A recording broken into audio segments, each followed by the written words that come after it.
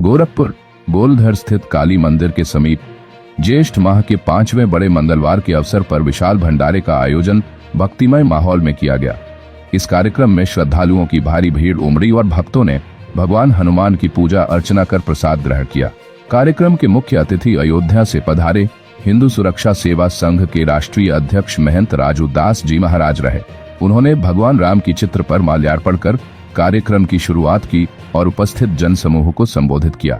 Operation सिंदूर पर पूछे गए सवाल के जवाब में महंत राजू दास जी महाराज ने कहा, भारत ने पाकिस्तान स्थित आतंकी ठिकानों पर ऑपरेशन सिंदूर के माध्यम से कड़ी कार्रवाई कर 9 आतंकी संगठनों को ध्वस्त किया है। यह कार्रवाई पहलगाम में हुए हमले का सटीक जवाब है। भारतीय सेना के साहस और पराक्रम की हम सराहना करते हैं। उन्होंने आगे कहा, ये संदेश सिर्फ पाकिस्तान को नहीं बल्कि भारत में रहकर आतंकियों की हिमायत करने वालों के लिए भी है। भारत में रहकर आतंकवाद की भाषा बोलना अब नहीं चलेगा। आतंक और मानवता एक साथ नहीं चल सकते। देशद्रोहियों को अब चेत जाना चाहिए। कार्यक्रम में भक्तों में उत्साह और श्रद्धा का भाव देखते ही बनता था। भंडारे में हजारों श्रद्धालुओं ने प्रसाद ग्रहण किया। आयोजन को सफल बनाने में मंदिर समिति और स्थानीय युवाओं की महत्वपूर्ण भूमिका रही।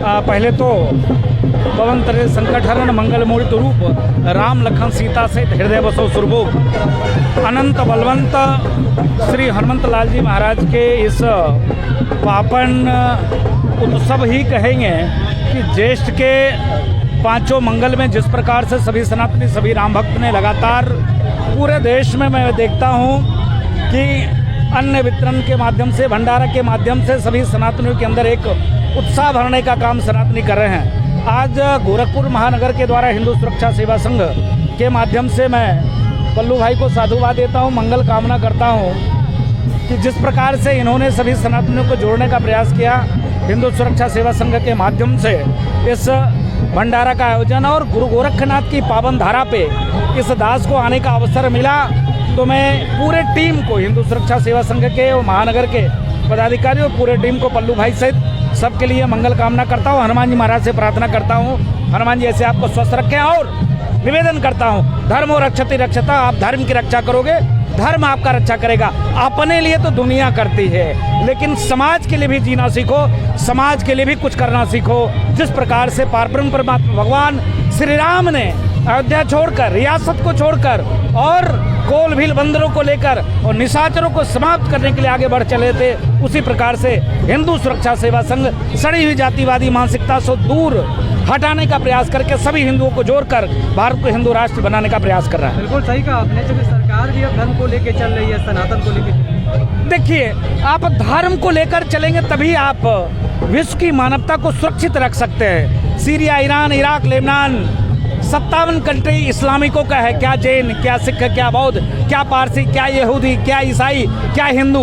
जमीन निकल गई कि आसमान खा गए, कहाँ चले गए। आज भारत में हर मत मतांतर पंथ मजहब के लोग शांतिपूर्वक रहते हैं, आनंद पूर्वक रहते हैं। आप देखो, होली में नालियों में रंग बहते हैं लेकिन अभी 2 दिन पहले नालियों में क्या बहा, खून। फिर भी लोग शांतिपूर्वक हैं, संतुष्टिपूर्वक हैं। तो कहने का भाव है, अगर हिंदुस्तान में दुनिया में अगर मानवता को सुरक्षित रखना है तो हिंदुओं को बचा के रखना है, सनातन की सुरक्षित रखना है। जब सनातन बचेगा तभी विश्व की मानवता बचेगी। अच्छा महाराज जी, 11 साल पूरे हो गए हैं इस सरकार को और मुख्यमंत्री ने भी कहा है कि समाजवादी पार्टी और कांग्रेस हमेशा मुस्लिम वोट को लेकर के आगे चलती है, उनको लेकर राजनीति करती है। आपके सामने में खूबी क्या है भारतीय जनता पार्टी का, आप देख सकते हो 11 वर्ष मोदी जी का हुआ है। जब मोदी जी को देश मिला था उस समय में लगातार दंगे होते थे, 5000 से ऊपर एक वर्ष में दंगे, ये मेरा सरकारी आंकड़ा है। जब से मोदी जी माननीय प्रधानमंत्री बने तब से जितने दंगे करने वाले थे वो सब नंगे हो गए। और उत्तर प्रदेश में क्या पूछना है, योगी जी की सरकार पुनः, और योगी जी की सरकार जब पुनः बनी है तो उत्तर प्रदेश जिस प्रकार से अपराधी प्रदेश कहा जाता था, दंगा प्रदेश कहा जाता था, भ्रष्टाचार में नंबर 1 का था, दंगा में नंबर 1 पे था, लेकिन आज देखिए जिस प्रकार से योगी जी के नेतृत्व में यह डबल इंजन की सरकार विकास, डेवलप और विश्व पायदान पे मोदी जी के साथ कंधा से कंधा मिलाकर उत्तर प्रदेश चल रहा है, तो मुझको लगता है कि आने वाला भविष्य सुनहरा है। योगी जी के हाथ में और मोदी जी के यानी हाथ में। आपको लगता है कि अब जितने भी शीर्ष नेतृत्व है वहाँ पे संतों का होना जरूरी है? नहीं, देखिए, शीर्ष नेतृत्व पे देखिए, संत के बिना कोई कार्य संभव नहीं है। आज नहीं, शुरू से ही।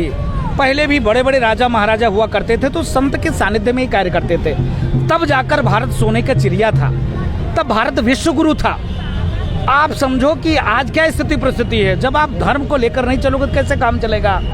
जो संस्कृति, जो राष्ट्र धर्म को लेकर चलता है वह आगे बढ़ता है और विश्व को सीख देता है, मानवता का पाठ पढ़ाता है, वो भारत कर रहा है। आखिरी छोटा सवाल, ऑपरेशन सिंदूर ने कितना मान बढ़ाया देश में? ऑपरेशन सिंदूर ने हर भारतवासियों का मान, मनोबल को आकाश में ऊंचाई तक पहुंचाया है। ऑपरेशन सिंदूर के माध्यम से देश के यशस्वी प्रधानमंत्री जी ने आतंकवादियों का कमर तोड़ दिया।